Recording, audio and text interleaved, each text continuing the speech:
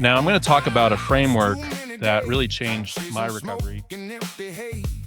Now I want a life that fits, a life I won't present. I can feel it in my bones. I don't need that old control. One step in another step. Watch me take it back home. Keep fighting the good fight. Break free. Stay free. Be free. Keep fighting the good fight. Break free. Stay free. Be free. I want a life I don't escape. I want a home inside my name. Keep fighting the good fight. Break free. Stay free.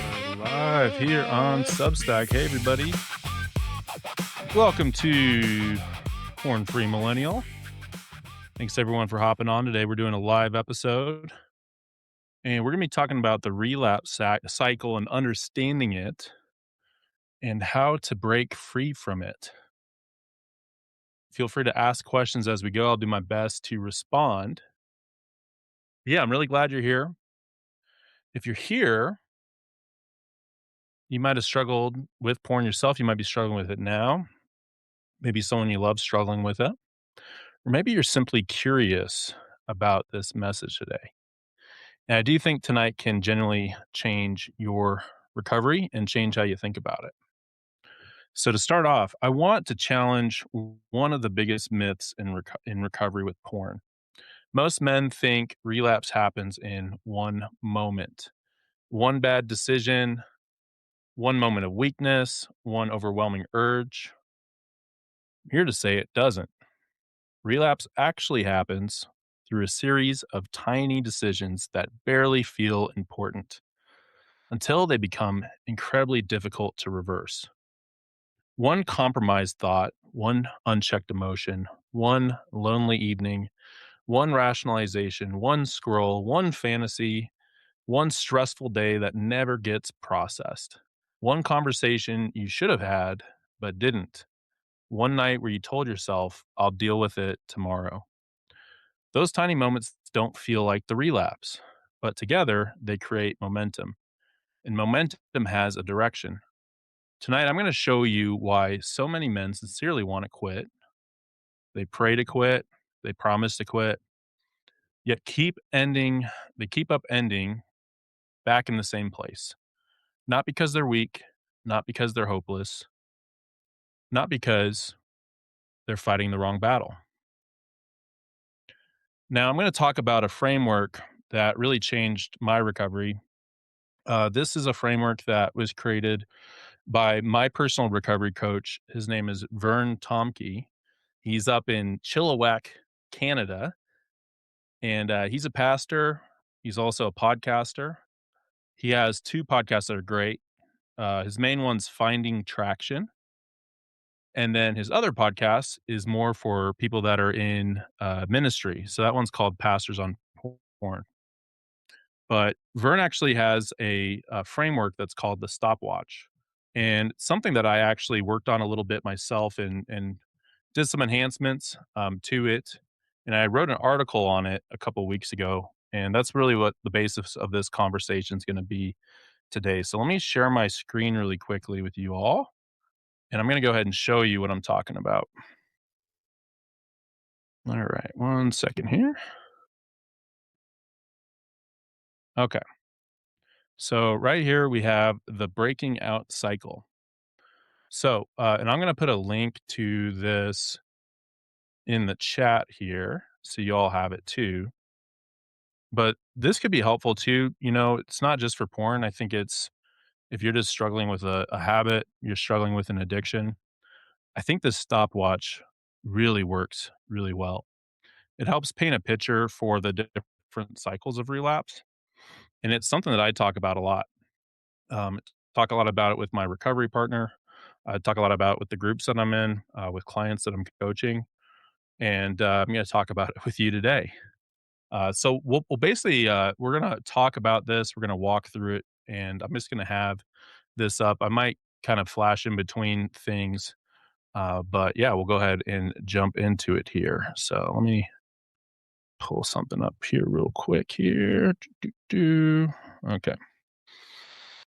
All right. So where we're starting off here, right? So this is typically if y'all can see my cursor here, this is like the starting spot right here. So this is peace. So that's really number 1. Number 1's peace.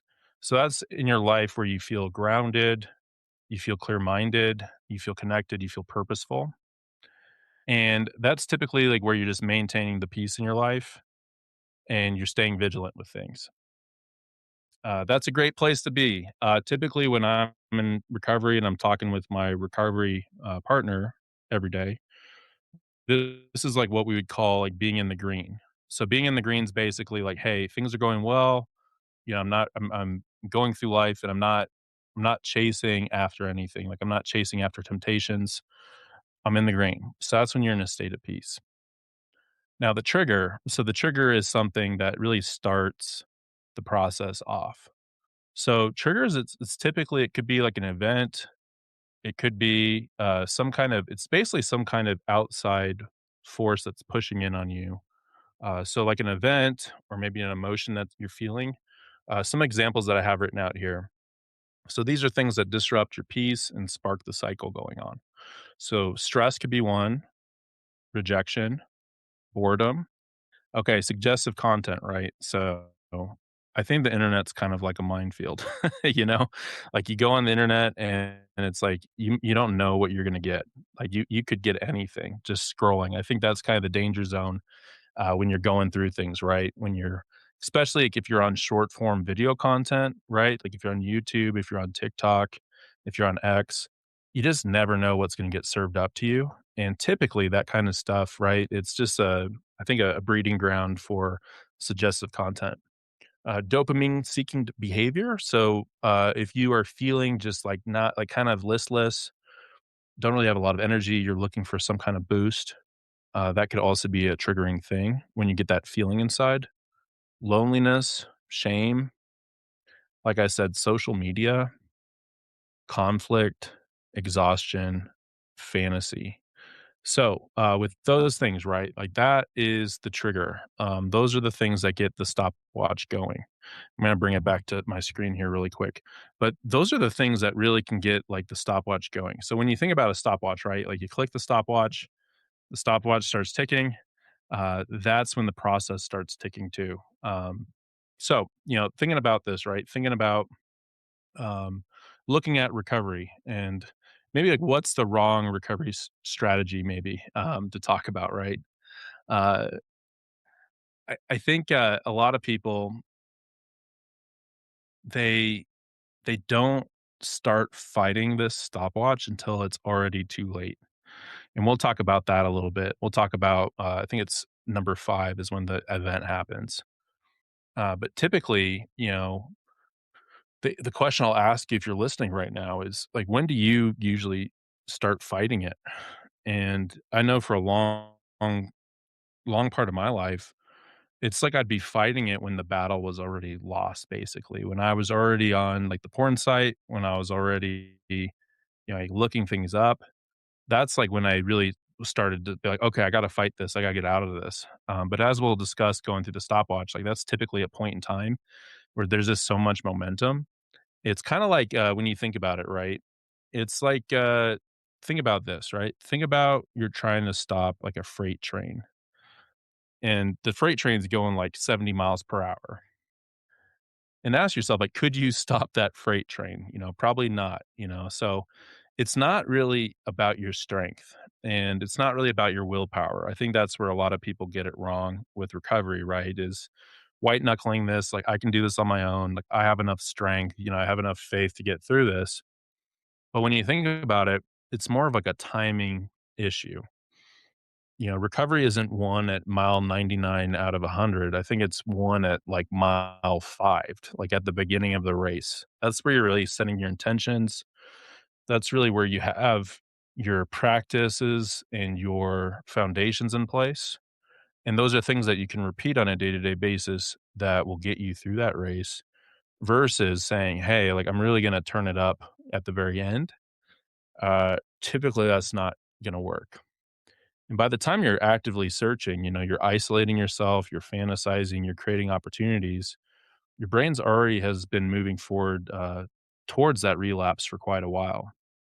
And so really, I just wanna get that point across, right? when you're so deep in this cycle and the stopwatch is going and the time is ticking, you're trying to stop like a really big momentum that's already been building for days, if not weeks, if not months, right? Sometimes, like if you're listening, right, and you struggle with porn, you can almost feel that momentum, right? You can feel like it's like a gravitational pull. I sometimes call it like the gravitational pull of like the Death Star, right? The Death Star is pulling you in.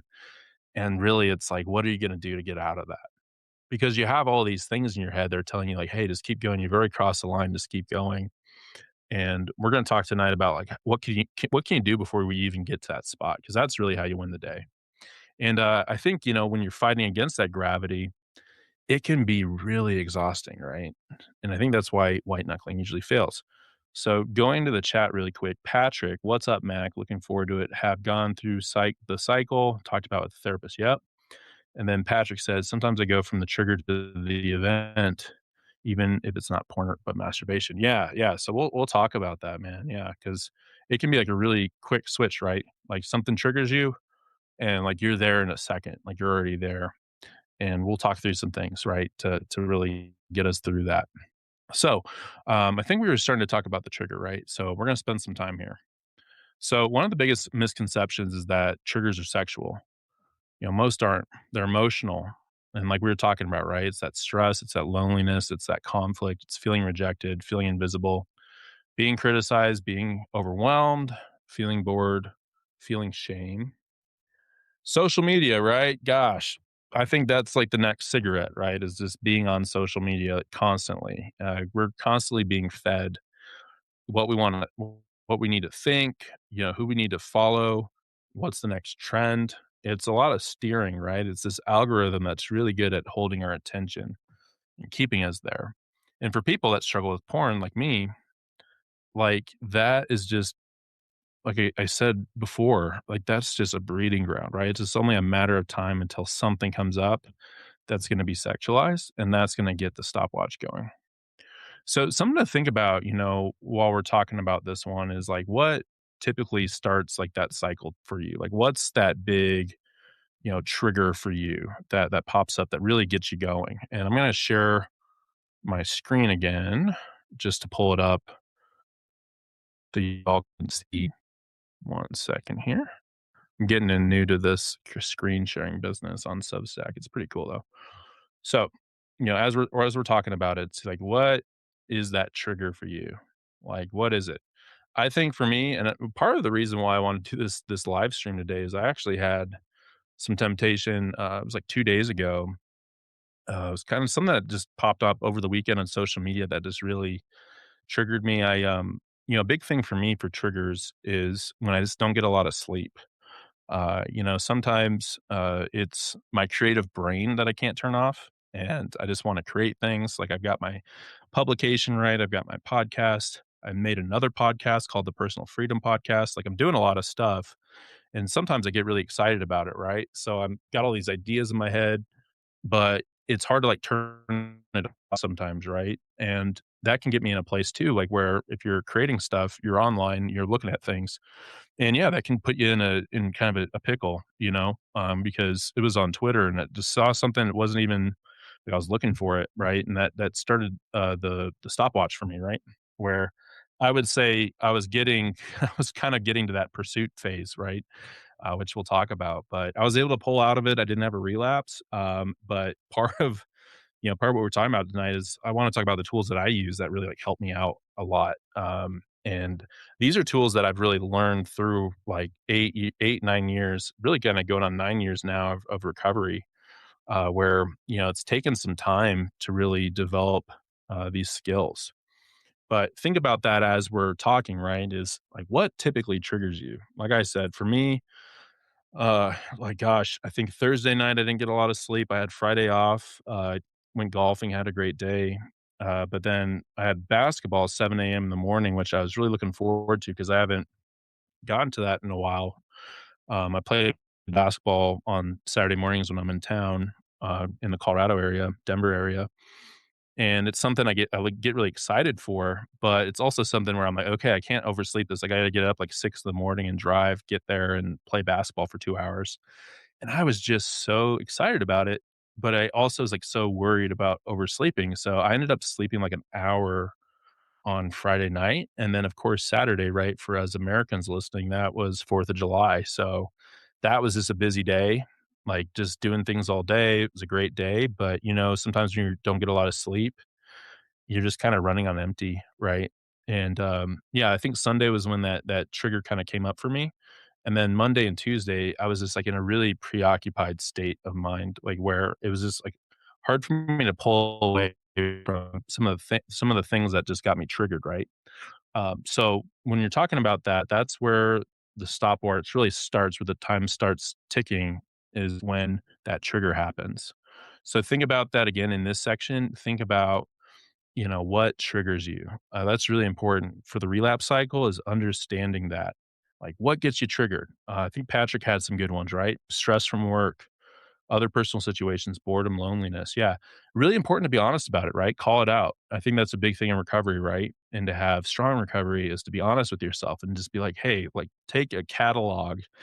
When I started my recovery, I actually had like a notebook and I started just like writing down things that triggered me.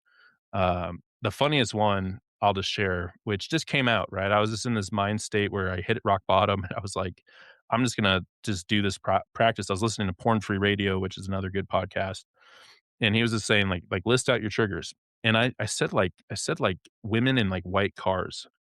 I don't know what it was, but I just was like, that kind of triggers me, like a woman like in a nice white car.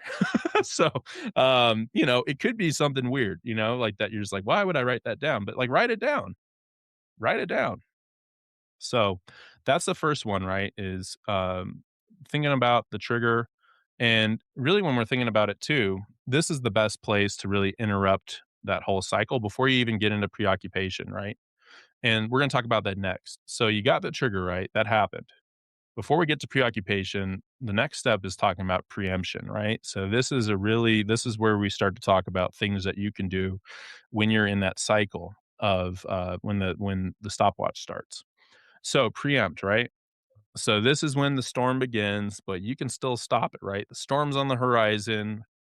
And this is a big thing, right? Like look ahead a little bit and be like, hey, this is historically what triggers me. This is historically, like what gets me going. Let's look ahead at the storm. So there's three things here, right? One, you want to reach out. So do not do porn recovery alone. Repeat, do not do porn recovery alone. It doesn't work. Doesn't work. Uh, just you have to have brothers and sisters with you. You have to have community. It's so important. That's like one of the biggest things I can stress is do not do porn recovery alone. And I think connection really it breaks isolation. Like when you start connecting with people, when that trigger starts, the stopwatch starts ticking, that's when you wanna reach out to somebody. So, I reached out, my little brother's my accountability partner. So, just for example, right, when this stuff happened, I talked to him every day. So, I called it out and I said, "Hey, I saw something online that kinda got in my mind." And then you wanna start making boundaries, right? So, you wanna create some friction between the impulse and the action, right? Because the impulse is telling you, like, "Go, go, go, go," right? And for me, like, I struggled with porn since I was 10. I'm 35. I started recovery in my late 20s. So when you think about it, right, you have this like predisposition. Your neural pathways are geared to go here because this was like your solution that you were going to for a lot of time in your life. So you want to start creating boundaries. So some boundaries, right? One big one I talk about is my affiliate partner, Ever Accountable. So I've had them on the podcast twice. Their CEO, Tyler Patterson, great guy, really love their company. It's an accountability software that actually kicks you out of apps and websites. It's really good. And I can put, let me make sure I put the code in there for that. If you're looking for accountability software, I would say one of the best things you can do if you're just struggling with porn is to download an accountability software that works. These guys have been around for a while. I think they started around 2012 and they're just constantly I just talked to one of their guys today, and they're constantly working on stuff. They have AI that scans your screen and actually works within apps, right? So if you're like in TikTok or if you're in YouTube or if you're in Twitter or Substack even, it'll scan your screen, and if there's something sexual on there, it's gonna flag it and if you go over it again, it's actually gonna kick you out. If you do it a 3rd time, it's gonna kick you out for, like, 15 minutes, and then it's also gonna send a message to your accountability partner saying, "Hey, Mac's looking at something he shouldn't. Check in with him." And it also blocks things too, like, it blocks, like, if there's porn and stuff, like, it'll just block for the screen, and then it also sends reports to your accountability partner. So, I'm gonna pull that up really quick. I'm just gonna share with you guys, let's see. I'm gonna type in the chat here. So basically, like what my link does is it's a 14-day trial and it's 20% off either yearly or monthly. So if you would just want to try it out, you can do a 14-day free trial. Then you can also sign up for a monthly plan too. So that's like, hey, I just want to try this out. I'm not like ready yet to make a commitment. Try it out for a month. It really does help a lot. Um, so I'll just say that both my brother and I use it. It's a great product and I swear by it. And I've been using it now for almost 2 years. And that really helped me out over the weekend, because it really kinda closed my options down, for like, okay, well, because even with that thing that was suggestive, right? Like, I couldn't just stare at it because if I did, it would flag it and kick me out. So it was like a hover kind of thing. Other boundaries, right? Let's get really practical. You can just remove your device from the setting, like move it somewhere. That's what I did. Like I ended up putting my laptop away in a different place where it was hard to reach. So that's another thing that you can do. There's also lock boxes that you can get online. Actually, I have two. I have one for my phone. I have one for my tablet. And I don't have it up ready, but I'll put it in the show notes. I've got some links to that too, but they're actually really cool. You can charge them with I think it's like a C charger. And basically, you can put like a timer on it and it will like keep it in this lockbox locked. And basically, like, I think you can still touch the screen, but it's a lot harder to do. But basically, it locks away that device and you can just put it away, forget about it, set and forget it for a little bit. And that's like another way that you can create a boundary. Another thing that I did, right? So I was feeling these temptations. I had to edit a video for my personal freedom podcast that came out yesterday. And I was like, I don't really want to do this like at home, like I just need to get out of my environment. So one thing that I did, I live in kind of the Denver area in Colorado. I love I'm an outgoing guy. I love being out just around people. And Boulder's just a cool place. Like I grew up really close to Boulder. And I've written some cool stuff in Boulder, like some of my articles I've written, I'll go to like a bookstore and I'll just write. And I do love that, like coffee shops, libraries, somewhere public where you can just go to work on your creative stuff is a great thing to do. And that's just what like I realized was like if I just stay here, right? If I just stay isolated alone, that's really gonna put me in a bind, right? Like that's gonna get me in a spot to where, it's gonna be a lot more likely that I'm going to have a relapse. So that's something I did. I checked it in with my recovery partner, with my brother. Also had a phone call with my recovery coach, Vern, who's a pastor. So he gave me some good pastoral advice, said a prayer for me. So that was good. And then another recovery guy in my group, we had a phone call. So I basically talked to three people. And, through that helped out a lot because when you talk to your accountability partners, when you're in this stage, right, really before things get worse, yeah, like it can help you just break out of it. You can create a plan and say, "Hey, this is what I'm gonna do for the rest of the day." So when you're listening to this, right? Like think about it. It's being intentional. Like you're intentionally thinking about it and saying, "Hey, like I'm struggling with something and I need to make a plan, right? And I need to set up some boundaries." And then establish negative reminders. That's another one, right? So we're talking about positive stuff here, but you also got to think about, okay, well, what's like a negative reminder? Like what will happen? What are the consequences, right? If I have a relapse and I keep going and I break this promise I made to myself and others, right? Like you got to think about that. So remember the consequences, not just the fantasy. That can be hard, right?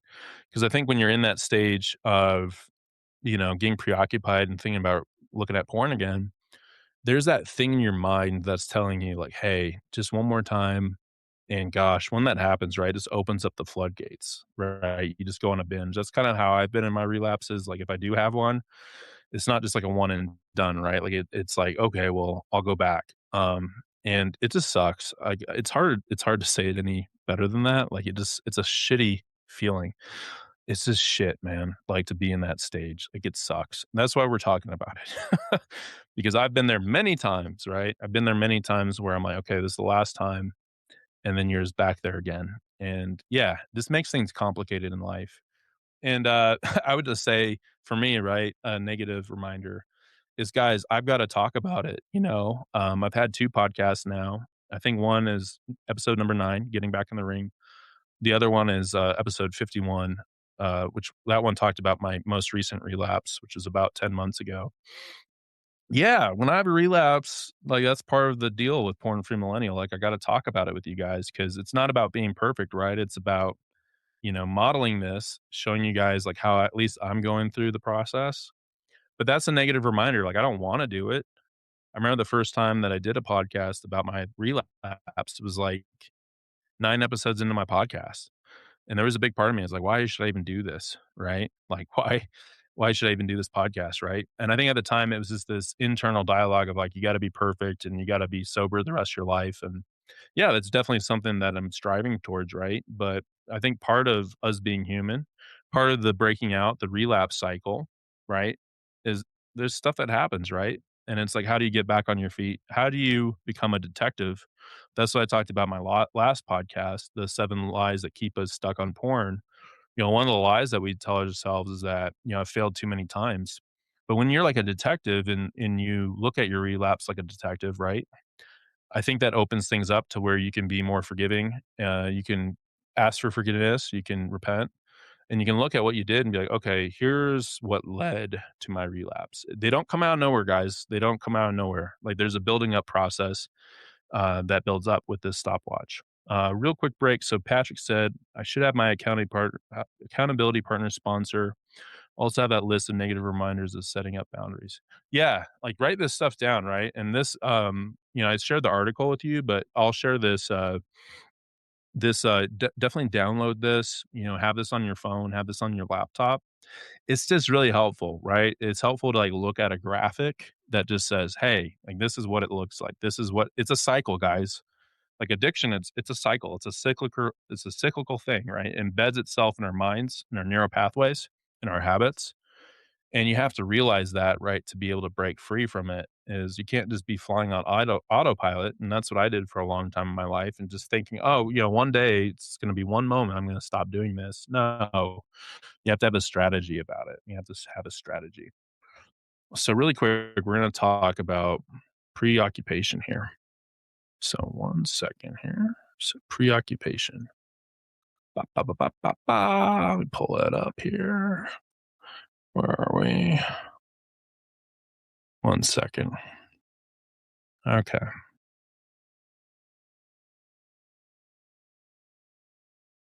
All right. So preoccupation. Let's talk about it. So preoccupation is when that temptation gets really sticky mentally. You haven't relapsed yet, but you start negotiating with yourself. Maybe Instagram, maybe YouTube shorts, maybe just one look. Nobody will know. I've had a hard week. I deserve this. So your attention with preoccupation, I think that's when it starts orbiting the idea of the act itself. This stage is dangerous because it actually, it feels harmless. It's like in your mind. So this is like you're not looking at stuff yet, but you're thinking about it. Like you saw something that triggered you, or you are triggered emotionally. That's where that idea starts to get bigger and bigger, right? Gets louder and louder in your mind. And it feels harmless, right? Because you haven't done anything yet. But this is where the relapse, it can become inevitable if you don't take action, right? So, just talking about the preoccupation, right? So, the preoccupation, that's just where, like, it's hard to go about your day without thinking about it, right? Whatever that thing is or whatever emotion you're in, that's making you think about, "Hey, I wanna go through this cycle again." I wanna look at porn or whatever that thing is that you do.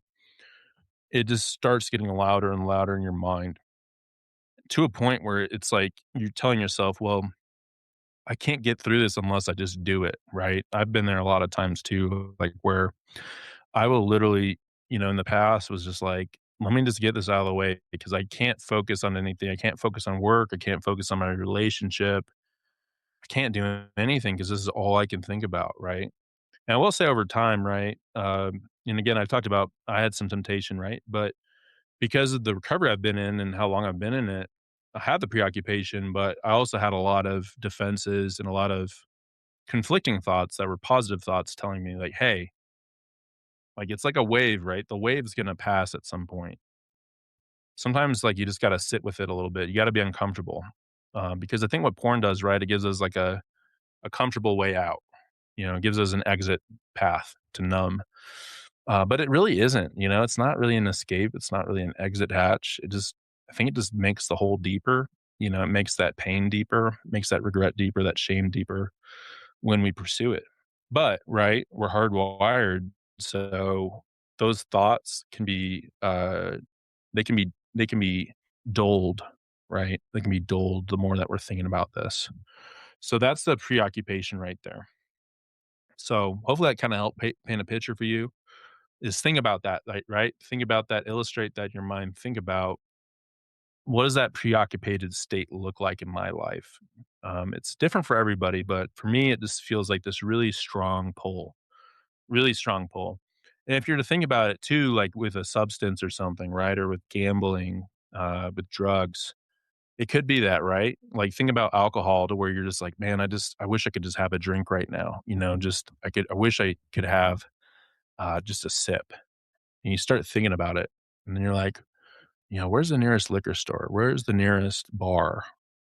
Just one drink. Or like, I just need to walk in there. That's kind of being like a dry drunk. Is I think they talk about that in AA. But yeah, it's like you go to the environment, but you don't have a drink. And it's still a part of it, right? It's still a part of that relapse cycle is that preoccupation. Maybe that's what we're getting into next is the pursuit. So basically, you've got the trigger, you've got some spots there where you can preempt things that we talked about. Then you got the preoccupation stage. So that's where you're thinking about it mentally. Now we'll talk about the pursuit.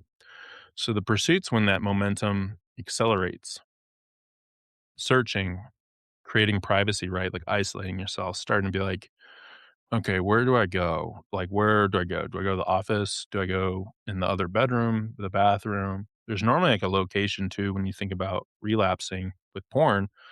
There's a isolating thing. It's not like you're going to do it out in the open, right? Some people might be that bold, but typically, right, you're trying to do it somewhere where you feel like you're alone. And start thinking about that, right? Think about your environments. Think also about the time. For me, it was typically late at night, right? Like on a weekend. I didn't really struggle too much with porn during the week. I think it was just more on the weekends. Statistically, it's actually Sunday nights are the biggest volume of porn searches in the world. Like worldly data is Sunday nights. I think it's typically between 8 and like 11 o'clock PM, maybe a little bit later. But think about that, right? Think about your environment, like where you go. Think about also the time. Those are really important. We already talked about emotions, right? We were like think about your triggers, but then also think about your environment. Patrick said, consequences fade, not just hurting me, but my family and friends, especially my men's group that also go through this struggle. Impulse takes over, yes, knowing that locations and when I feel most tempted. Yeah, but don't get stuck in that shame, right? Like I think something a lot of guys struggle with. And I think sometimes we can get stuck being like, hey, get you guys down. But really, I think the thing is that you're still in the fight, right? You're still going after it. You're still pursuing it. You're still and not pursuing the porn, but you're pursuing freedom. So take that to heart. But yeah, are you waiting for everyone to go to sleep? Are you removing accountability? I'll say the Ever Accountable app is really hard to remove. And if you do remove something from it, it actually sends a message to your partner. So if you're like, hey, like I have like TikTok's one of those apps that's like guarded and I take it off, it's going to let your accountability partner know and say, hey, Mac, why are you on TikTok right now? And that opens up conversations too. Hey, Bob. Bob's on. All right. So seeking dopamine, right? And here's a question for you, right? And this is really important is like, could you stop at this very moment? Absolutely. You could definitely stop. But this time it's a little bit more expensive, right? It's a little bit more weighty. It feels a little harder to stop. Every stage you ignore, it just increases that cost of stopping. So let me pull up the stopwatch again to show you all. So this is we're moving out of that preoccupation state and we're in pursuit. So this is when you're actively moving to act out. You're moving right towards it. It's like that freight train. There's a lot of momentum going. This is where you're seeking content, you're creating opportunities, you're escalating the fantasy, you're isolating, consequences fade and impulse takes over, right? Like Patrick said. Uh, yeah, this is you're in the Death Star's gravitational pull, right? This is where it gets really hard. Gets really hard. And like I was saying, I was starting to get in that pursuit phase. It felt like I'm like, I'm close. Like I'm a decision away from, having a relapse here. And again, I threw the kitchen sink at this and it worked. It worked, right? I think the hardest thing to do when you're in the pursuit stage is to talk to somebody. Like you don't want to. Just being honest. Like, I don't wanna talk to my little brother right now. I don't wanna talk to my recovery coach. I don't wanna talk to anybody. I just wanna stay in my room, and I wanna do my thing. That's where it's really hard. So, the whole point of this, right, is how can you cut it off before you get even here? Like, how can you build up enough defenses, build up enough friction, build up enough boundaries, have enough connection, have enough negative reminders to not even get here in the first place? But there's still hope, right? Like, you're not there, you haven't relapsed yet, like, but you're really close. Um, yeah, so that is pursuit, right? Like, that's where you're really in the thick of it. That's where you might be going back to old things that have that nostalgia factor for you, things that are there that you're just like, "I really wanna look at that," right? "I really wanna watch that." Whatever it is, right? Some people struggle with the sexual addiction too, where it might be physical, right? Like, I wanna go to that massage parlor or whatever it is. Kind of the same thing you're thinking about, right? It's that pursuit of it. Like, if it was sexual addiction and you've had struggles with, like, massage parlors or whatever, right? That could be like, "Hey, I'm starting to drive past this thing, like, this place. I'm starting to drive past it. Like, maybe I'm in the parking lot right now." Like, that's kind of what the pursuit is like, you're putting yourself in a bad position. You're putting yourself in a position to relapse. So that's what we're gonna talk about next. We're gonna talk about the porn event. So this is the acting out moment. So for me, it's like watching pornography, pornographic images. Masturbation's another like event for me, right? Like I just don't do it because I just know that if I was just to masturbate, I know that porn's gonna be a part of it at some point. Might not be initially. Something that was brought up in my church is it's really cool. I've been talking with the men's pastor over at my church, and they're building out this program called Fight Club that's about sexual integrity. And they had their first event a few weeks ago. It was really good. But they were talking about with masturbation, it's not like the Bible strictly talks about like don't masturbate. But what the Bible's talking about really with the Christian faith, and I think any like if you connect with a higher power, I think you and you're not Christian, I think you get a takeaway from this too. But really, it's just turning somebody into a sexual object, right? Like you could say, "Oh, I was thinking about my wife," or "I was thinking about my girlfriend." Like I wasn't watching porn. You're still turning them into an object of your sexual desire. And really, at the end of the day, like you're you're screwing yourself. You're like, I don't know how else to put it, but you're screwing yourself. Like you are actually physically screwing yourself, and making somebody the object of that. I don't know how else to put it, sugarcoat it, but that's just the truth of it, right? And like, who's the master when you're baiting? Are you the master of it? Or is this preoccupied thought, right? Is this input really the thing that's controlling your actions? So, anyways, right? Temporary relief, then you get the crash, you get the shame, you get the emptiness, the exhaustion. But like we talked about, the event is usually the culmination of many small choices made earlier. So, important thing there, right? The porn event, it's a culmination of these decisions that we make. It's a culmination of the preoccupation, the triggers, the pursuit.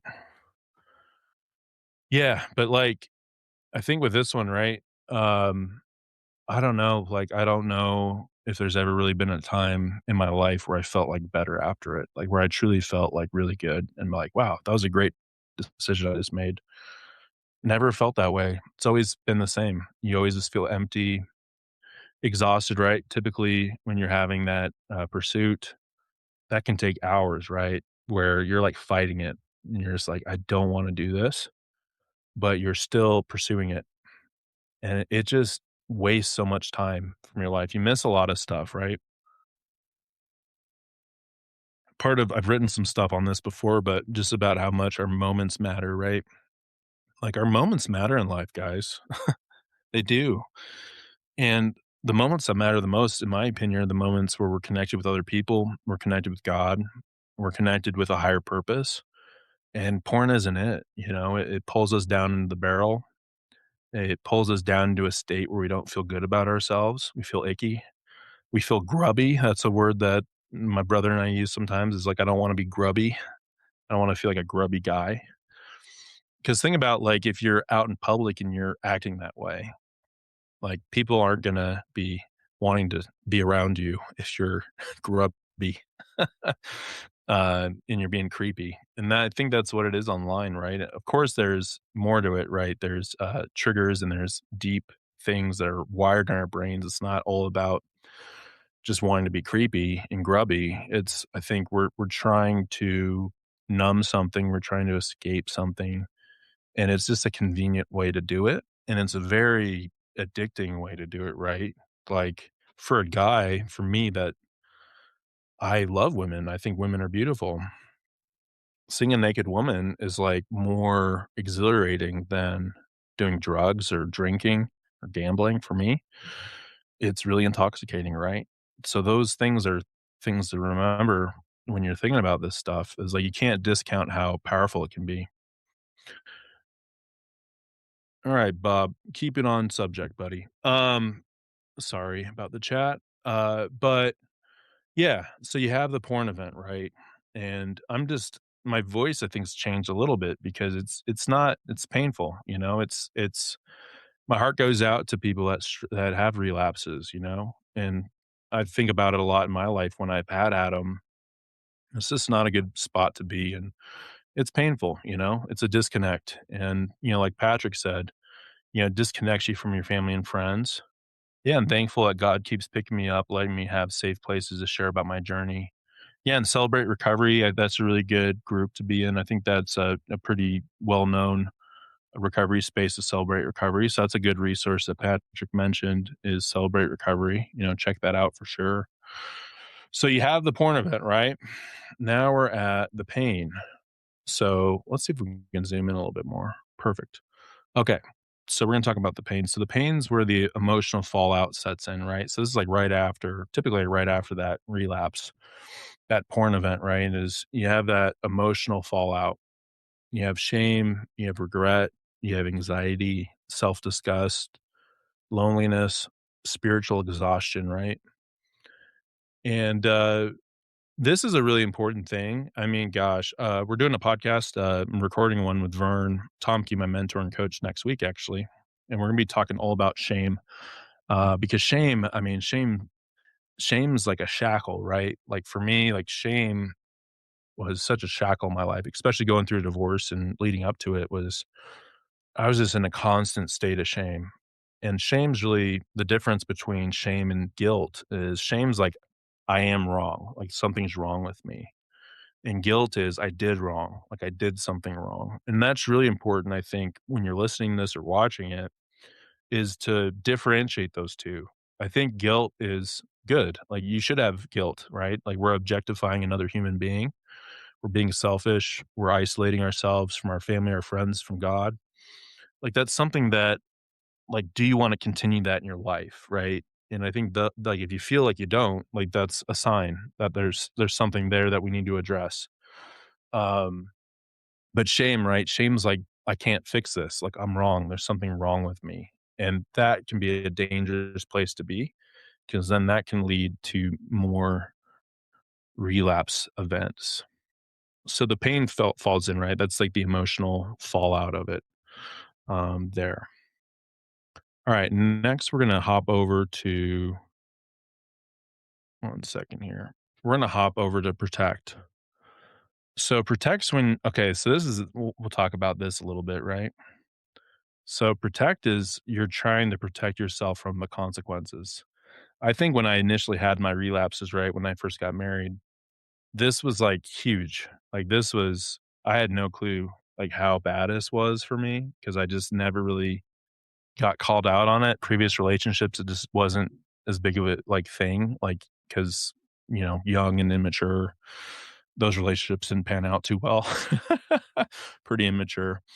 But when you're in a mature relationship, right? Like you're in a marriage and you're connected with somebody, or if you're just by yourself, right? Like I'm not married right now. You're still trying to protect yourself from the consequences, and that could be from your God, right? From Jesus. That could be from that higher power, but it also can just be from like your accountability partner, like from your group, just from your friends, your Bible study guys, whoever it is. That's where that after that pain, you have that protect stage, right? So that's hiding, lying, minimizing, avoiding to keep you stuck in that secrecy. So I'll use the word gaslighting too. I was really bad at that, at gaslighting, like making it sound like, hey, like what, like why are you so mad about it? Or like kind of shifting the blame on like on them, where you're the one that did it. You're the one that had the porn event. And gaslighting being like like, "I didn't look at anything," and justifying it, minimizing it. There's a lot of things there, right? I think I go into that more in my article that I wrote. But, yeah, there's that protect phase, right? Where you feel the pain, you cross over the line that you said you wouldn't cross, then you get into that protective state. And I was so, like, protective. Like, I was so overly protective of, like, my pride at the end of the day, right? I was just so prideful, and yeah, that can be a state that people get stuck in a lot, right? Is you just get stuck in that protect phase where you're really just trying to protect. At the end of the day, you're just trying. It's not like you're trying to protect anybody. You're just trying to protect yourself from negative consequences. I think that went through my head too. When I had those relapses and I was feeling ashamed about it, I was feeling the pain of it. I was like, trying to minimize it or, like maybe I just won't write about it. Maybe I won't talk about it. I'll just keep going with my podcast or whatever. Like, no, like you got to bring it out in the light. You got to talk about it. And I think that's one of the ways you can break too after a relapse event. Let's just say you have one and you got to break it. So think about all the opposite things of this. So like when opposite of hiding, right? It's getting out in the light. It's talking to your brothers. It's talking to your community. It's talking to the people that support you. It's talking to your wife, your girlfriend, whoever it is about this and coming clean about it. And that's like the opposite of lying, right? Is telling the truth. Minimizing, right? Don't minimize it. Like just bring it out of light of what happened. And that's like a hard part too. It's not easy to do that, but it will you will feel so much better and lighter after you just talk about the truth and like share what you did. Because then that sets a precedent, you put it out there in the open, it sets a precedent for accountability in the future. So that's protect. So think about that, think about in your life how you go into that defense mode.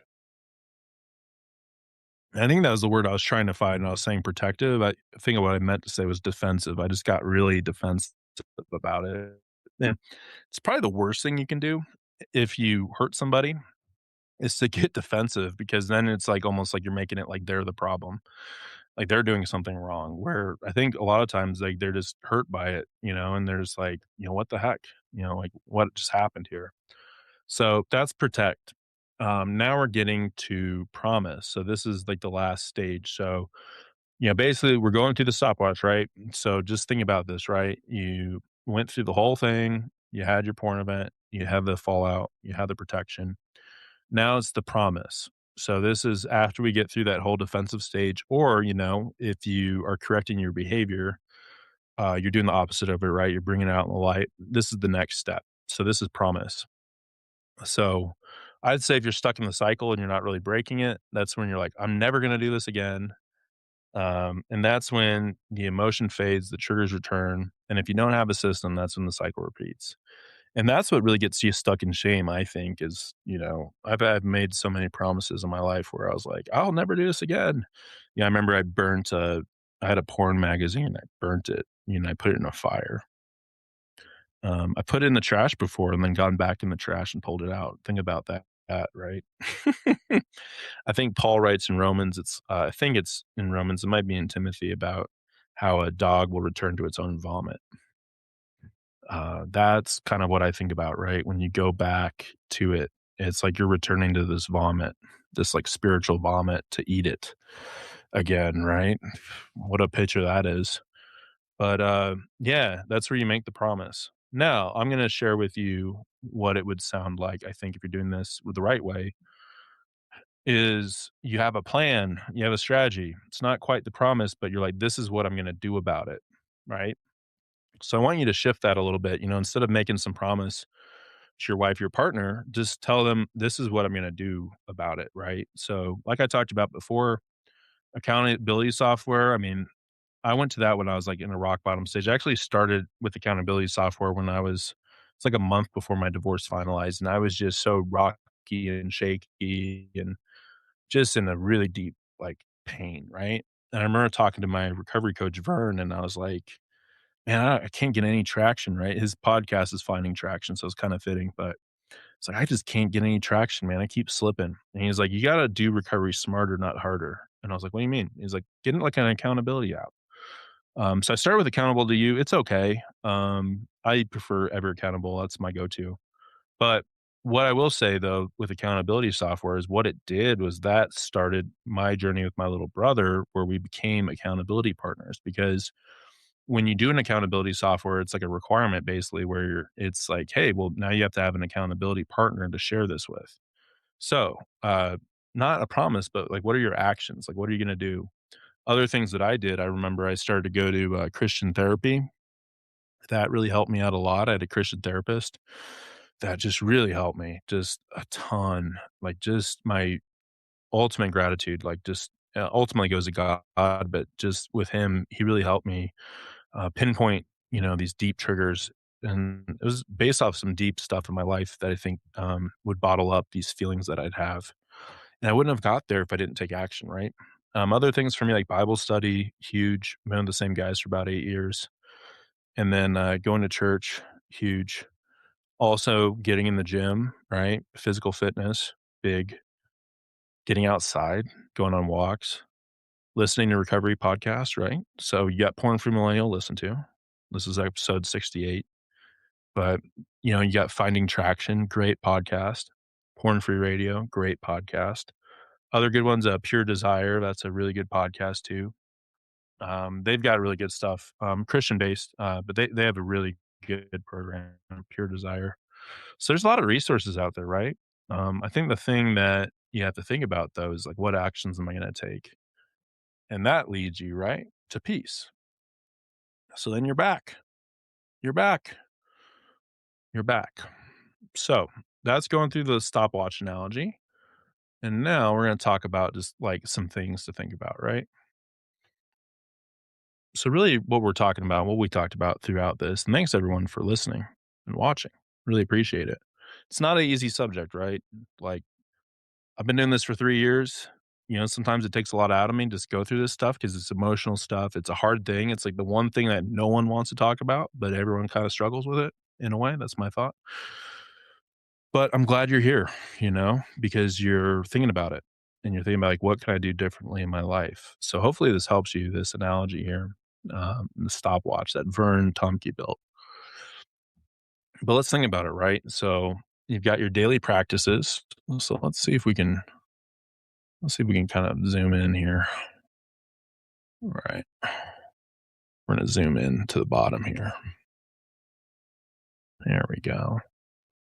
All right. So we're going to talk about it. So daily practices. So consistent routines, consistency is really helpful for recovery. Sleep, oh my gosh, right? I think Vern wanted to slap me one time because I was kind of in the yellow's kinda when you're in that preoccupied edging state, but it's like, "I'm just really tired," and he's like, "What are you doing with your sleep?" You know? Sleep's a superpower, like, sleep's, like, the one thing in your life that is, like, God made that for us as a superpower to recharge, get some sleep, right? And typically, sleep's harder when you're on your phone all the time, so one good practice, right, is just an hour before your bedtime, just disconnect, put that phone away, put it in the other room. What I do typically when I'm in the RV, because I do the RV life, right? I put my phone just in this room where I'm talking, like the kitchen area, which is like I'm in an RV, so it's not like a huge space, but it's like halfway between like the RV in the front is like the dining room area. I'll just put my phone in there. I like to listen to podcasts. I like to listen to books on tape. So that's like a really good thing for me is like I just remove my phone from where I'm sleeping. So I can't just like wake up or, if I can't sleep, you go to it. Exercise is another big thing, right? Just getting in the gym, getting some lifting in, going outside, going on a walk. That's huge, right? Like our body's our temple, right? So take care of your body. If you're not taking care of your body, right, that can be another trigger where you just don't feel great. You feel like a little bit bloated or sore. I used to have like some chronic pain in my body, and I have gout at times, like a family thing. So if I eat certain foods, my joints get like really painful. And once I started switching up my diet, that really helped me out a lot just with the food I was eating. So that's a big one too, right? And exercise, it helps you get out somewhere public. I know going to the gym, right? There can be some triggering stuff there, but I feel like if you're not sweating, you're not doing it right. So get in the gym, get some sweat going, work hard, because then it's like, hey, I accomplished something. Going in the morning, I mean, that's a great time to go to the gym, right? Is like go in the morning, get something done. Prayer and meditation, right? That's a big thing, right? I'm making it a practice to like pray when I wake up, pray before I go to bed, and just throughout the day, just have some meditation, have some prayer. I think that helps with this intentionality. It puts your mind in a good spot, and it helps you, like, when you're praying, right? You're praying for other people. That really helps, right? Because 'Cause you're intentionally thinking about other people, and, right? What's the opposite of that with porn, right? It's being isolating, it's thinking about yourself, your sexual desires. Great way to do it. Gratitude, right? You're grateful for what you have. You're grateful for today. I am grateful, God, for today. I'm grateful for the people on here.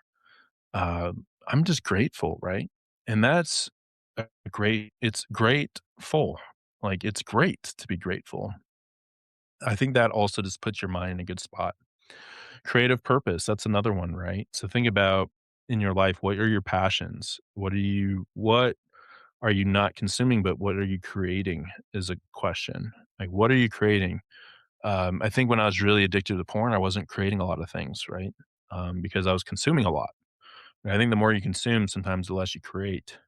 So think about that. Like, what are your passions? And pursue them. Because think about it, this too. This is some kind of interesting I've thought about before is um, the state that you get in, like when you're in porn, is you're in this state where it's almost like a flow state, but it's like a negative flow state, right? Like time's passing by, you know what time it is. You're just so engrossed in it. And I think the opposite thing, right? Like the fulfilling thing is when you are so engrossed in something that's positive, where you're in that flow state. And I think that's in a way that creative purpose, for me, like if I'm just out fly fishing, for me, that's creating a memory. It's creating an experience. That's a flow state for me. Like when I get out on my kayak in the mountains after work and I'm with my dog Bo and he's on the kayak with me and we're fly fishing for trout and pike in Colorado, I'm not thinking about porn. That's like the last thing I'm thinking about. I'm just thinking about like I'm not even thinking about anything. I'm just like in the moment, right? So think about that. With writing for me, with podcasting, like right now, I'm doing something creative. It's something that is a purpose for me.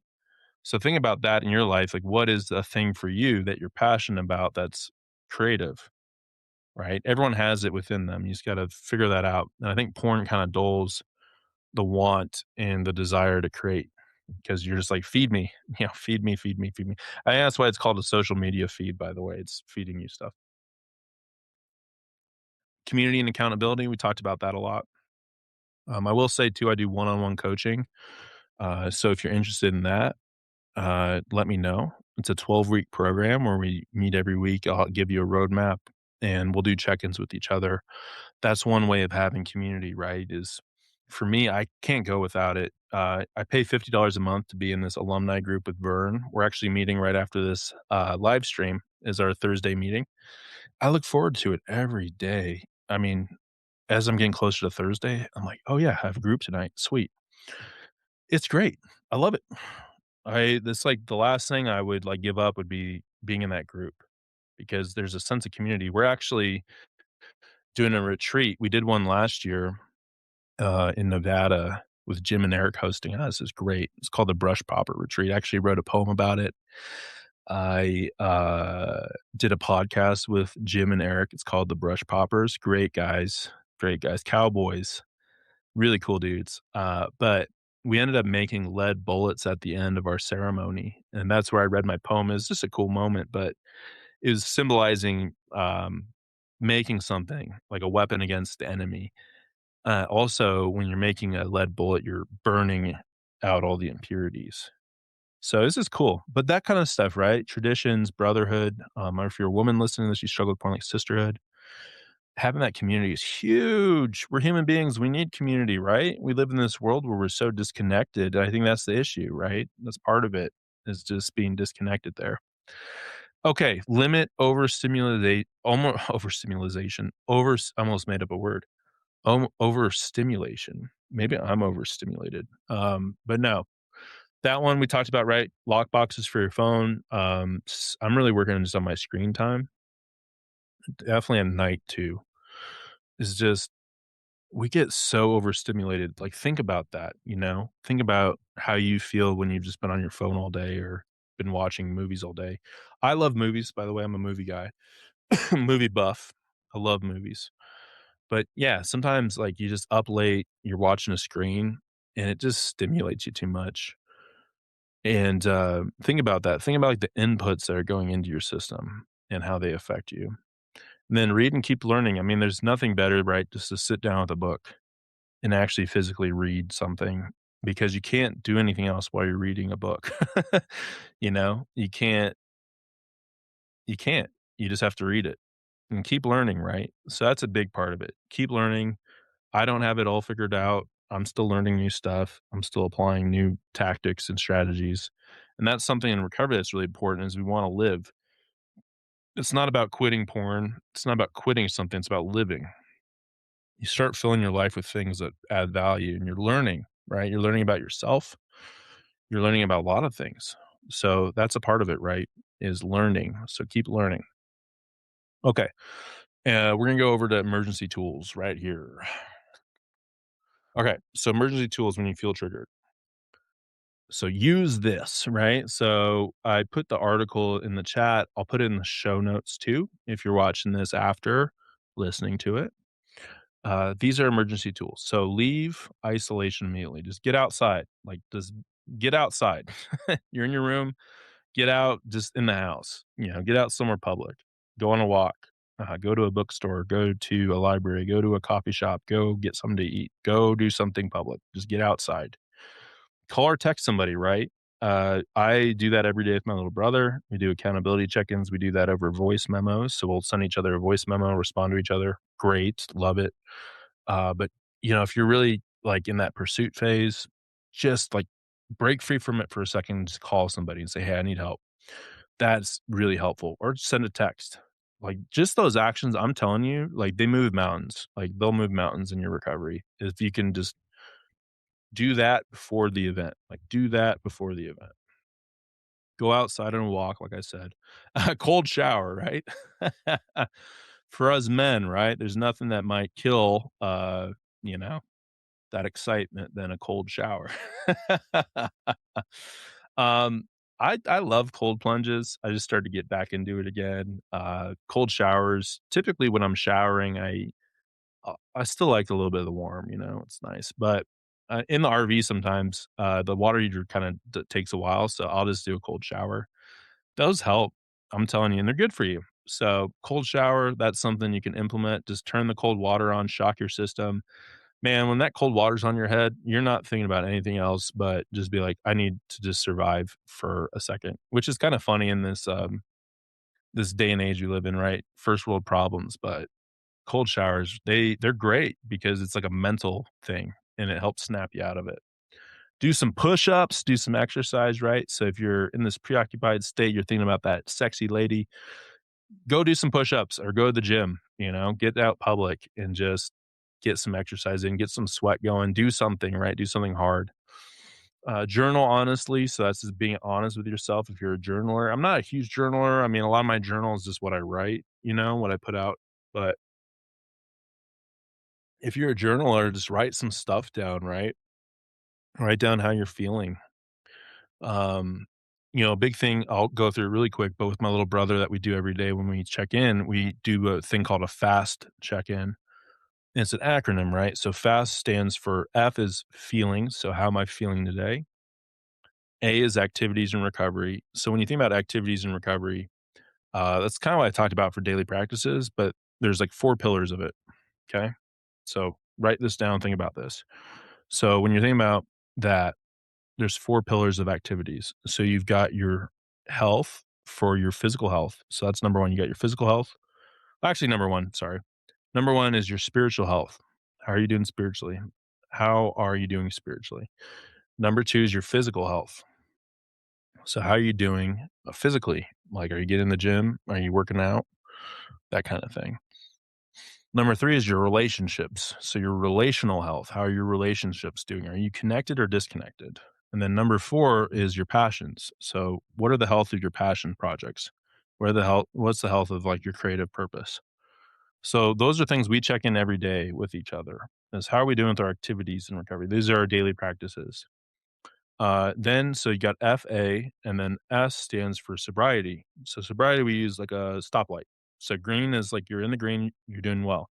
Yellow, like I was in the yellow a few days ago, that's like when it's like caution, right?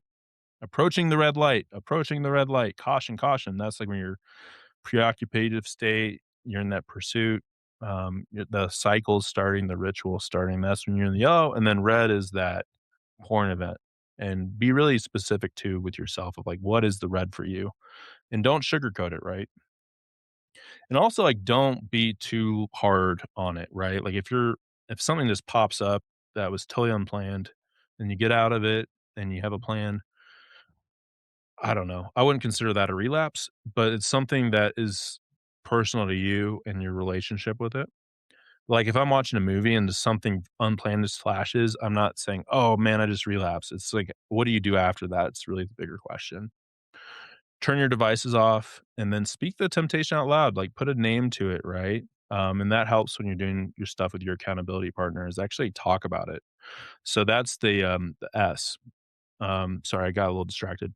So you got your FAS, and then you have 2 Ts. So first T is this is basically your threats to sobriety. So that's when you actually speak out loud, like, what's the threat here? Like, is it my location? Is it the time of night? Is it the trigger? Is it like name it, talk about it. Like, what's threatening my sobriety? And then the number 2 T is tools. So what tools am I going to use? What's my strategy? And I do this every day. It helps a ton. And if you don't have an accountability partner, right, we're talking about journaling, just write it out. Like write out how you're doing. There's a really good app. It's free. It's called I Am Sober. It's a really good check-in app. It actually has a lot of built-in things there where you can write that stuff out. And then my buddy James Menendez of Creation Awaits Substack, he actually has an app too called the Victory app, which is like a Christian-based app that's kind of similar to I Am Sober in a way where you can check in like relapses. You can check in for your day. There's a daily activities there. There's prayers. So if you're a Christian, you're listening to this, check out James Menendez's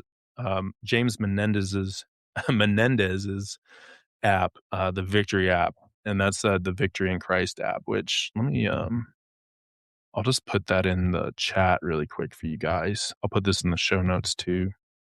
But that's a really good app, and then I'll put in the I Am Sober app too. These are resources for you all to use. And these are resources I use.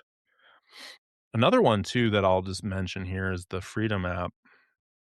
This app is just an app you can use, like, where you can plug in different, I just use this, like, while I'm working just to stay focused. It's not really too much, like, I'll use it sometimes if I don't know if I put in the right link, 1 second. Oh, maybe I did. Let me put in the Freedom app here really quick. So the Freedom app is something that I use, that's just to stay focused at work typically, but if I am in the yellow, you can plug in you can shut off your whole internet to your phone for a certain amount of time. You can shut off apps. It's kinda just helps you focus, and I'll do that, like, with social media, like Substack. Sometimes I just, like, wanna be on there and, like, post a note or whatever, or, like, Twitter. I'll just put those on that. That way, I have just, like, free time where I'm like, "Okay, I've got an hour off." I normally do that when I go to the gym too. I'll just, put certain apps in the Freedom app, and then I'll just hit a button, and then I can't get on it for, like, an hour. So that's just another thing that you can use. Alright, we're kinda coming to a close here, but think about this, right? It's not about quitting porn, it's about shifting your identity. It's beyond just changing your behavior. And I took a lot of this from James Clear. One of my favorite recovery books is Atomic Habits. Atomic Habits, if you haven't read it, is a really good book. Very practical, but it's basically just talking about how to make new habits, break bad habits. And I read this book once a year. It's actually a book I started when I was in recovery. And it was just like really helpful for me because it's not like, hey, this is a book for porn addiction. But for me, it's really like a universal, like, hey, like you have this habit, let's break it. So, Atomic Habits, I'll put that in the notes too. Great book. I actually need to get another copy because I think I gave mine to somebody. So I'm like, you need to read this. But anyways, it's a behavior shift, right? And this is part of what James Clear talks about. It's really you're shifting your identity. It's not just your behavior's identity.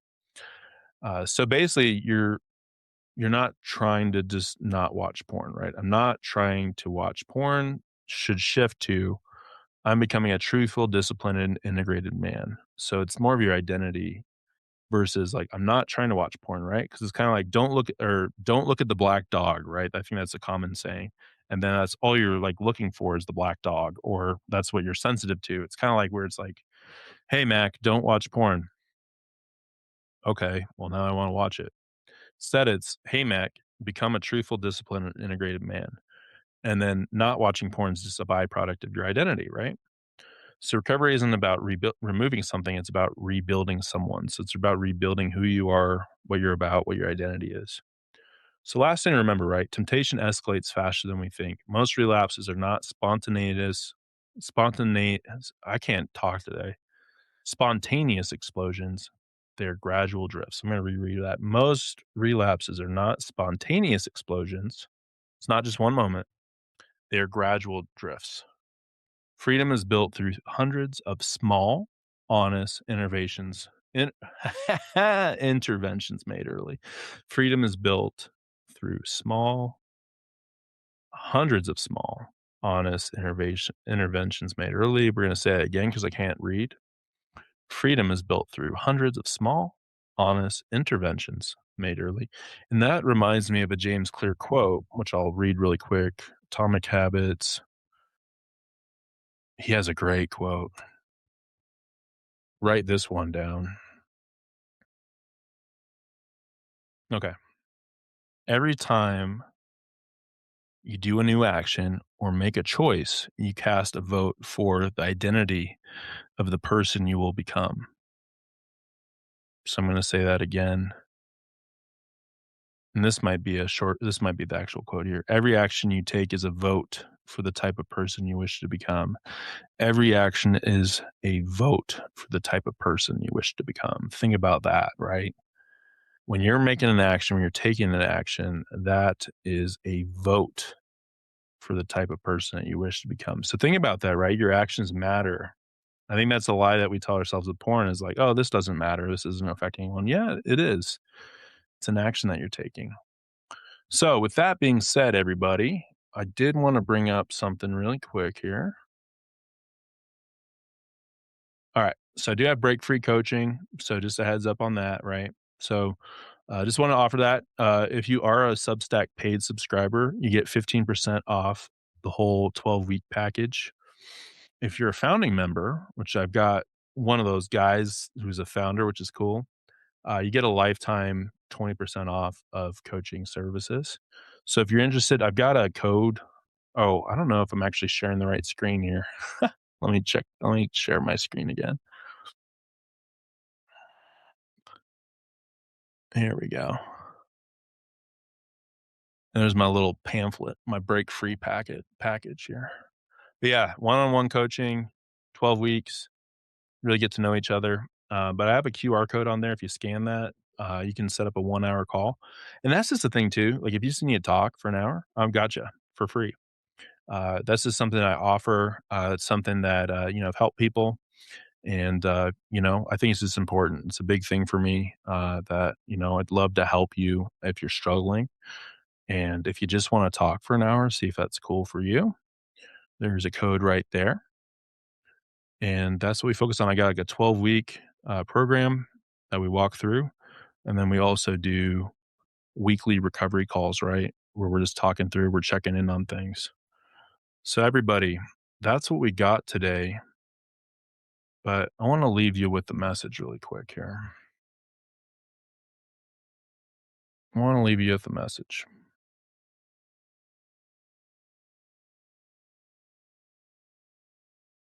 So, stop asking yourself, how do I stop watching porn? Instead, ask yourself, where does the cycle actually begin? Where does that stopwatch actually begin for me? Because I think once you identify where that momentum begins, you actually start changing your future, right? You start changing your identity. And I want you to leave with one final thought. Recovery isn't about becoming someone who never experiences temptation, right? Like, gosh, we're always going to have temptations. Even Jesus was tempted, right? But it's becoming someone who recognizes that temptation sooner and someone that has a strategy for it. Freedom's not built through one heroic decision and then your life changes. It's built through hundreds of those honest decisions that no one else ever sees, right? Hundreds of those small decisions every day. I think that's how we form our integrity. That's how our confidence comes back. That's how we rebuild trust. And that's how freedom grows. Not because you became perfect or you're perfect, right? I'm the first one to say that. I'm not perfect. But because you learn to stay awake, to stay aware, to have an action plan. So if tonight resonated with you, check out Porn Free Millennial. So I do weekly newsletters that I write, reflections, poetry. Also, something that's kind of fun. I started to make songs out of the writing that I made. So that's going to be a cool thing. Every poem, I'm working to get a song generated for those, which is pretty cool. I found this program where you can plug in your lyrics and kind of play with it and make some pretty cool music. So that's what I've been doing. That's my creative pursuit that I've been working on. I got a new theme song. So you guys haven't heard the theme song tonight, but when I post this podcast, and I get it edited, I'll have my new theme song. So that'll be really cool. And, also I've got the Porn Free Millennial podcast. So this discussion tonight will be posted on Apple, Spotify, YouTube, Substack. And yeah, this podcast, I'm working to do solo episodes, but I also have some guests, right? I've got a lot of cool guests that have been on the podcast, like anywhere from like a medieval art historian I've had on twice, who's also like a Lord of the Rings scholar. We did an episode about Sauron and his hard drive. That was a pretty cool one. My recovery coaches I've had on. Episode 50, Porn Free Radio, Matt Dobschutz. That was really cool because he was the guy that started me on recovery, his podcast. I talked to him. That's a great podcast. And then there's a professor I've talked to multiple times. We do a Halloween episode every year. But he teaches English, but he also does film. And we've had some really good discussions. We've got a live stream coming up next week. We're going to be talking about why is everything on TV and movies so sexualized? Like, how did that happen? And he's like an expert. He's one of the smartest guys I've ever talked to. So that's going to be, I think, next Tuesday or Wednesday. So if you enjoyed tonight's live stream, that's going to be our first live stream doing it together. It's going to be really cool. And other things, right? Like I talked about coaching. I've got a coaching business. So if you're interested in that or just a free call, let me know. And then Ever Accountable, guys. Like I said, it's the best accountability software I've ever used. I work with them, really good team. I've had 2 episodes with Tyler Patterson, so if you look through my podcasts, I've had 2 episodes with the guy that founded it, that created it, like, basically in his basement. And, yeah, it's a great software, it's been around for a while, and they keep making new, leaps and bounds. I think as technology is getting more advanced, they're getting more advanced with what they do. And, yeah, like I said, these are tools, right? Like, my podcast is hopefully, like, a helpful tool. But ultimately, it comes down to you, right? And like, what are you going to do about it? Like, what actions are you going to take in your life? Like, you have to take control of that. Like, no one's going to do it for you. You got to do it yourself. You got to believe in yourself and you got to do it through actions, right? Small daily actions is what will get you into a great state of peace. And then when those things happen, right? When that trigger happens and that stopwatch starts going, then you'll have a plan to actually address it. And you will be amazed at the ground that you cover and just how your life changes when you start doing that. So, everybody, much love. Keep fighting the good fight. Break free, stay free, be free. Talk to y'all later. Bye.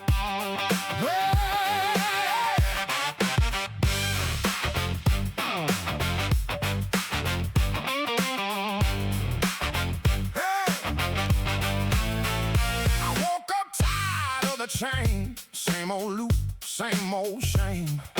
Pocket full of promises that never paid my rent. I done lost too many days chasing smoke and empty haze.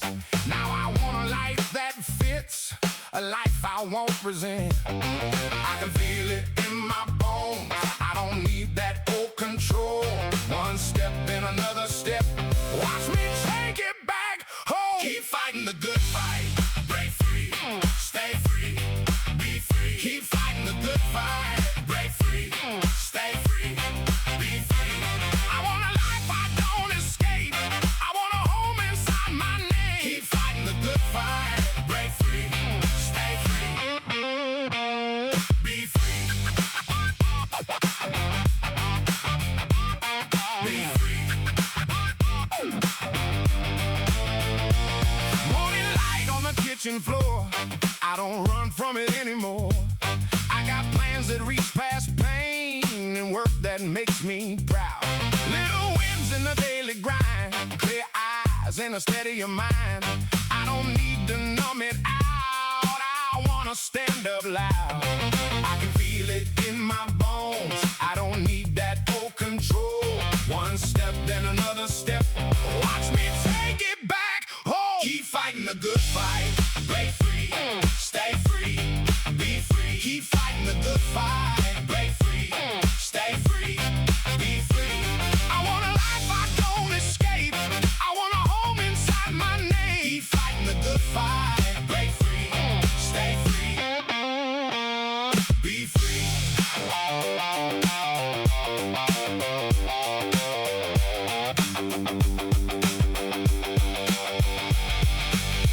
No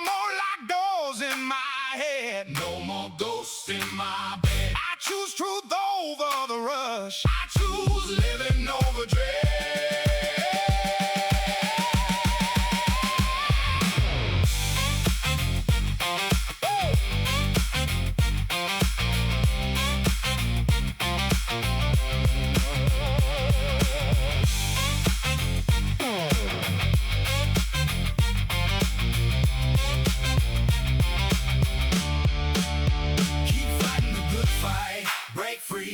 Stay free, be free. Keep fighting the good fight. Break free, stay free.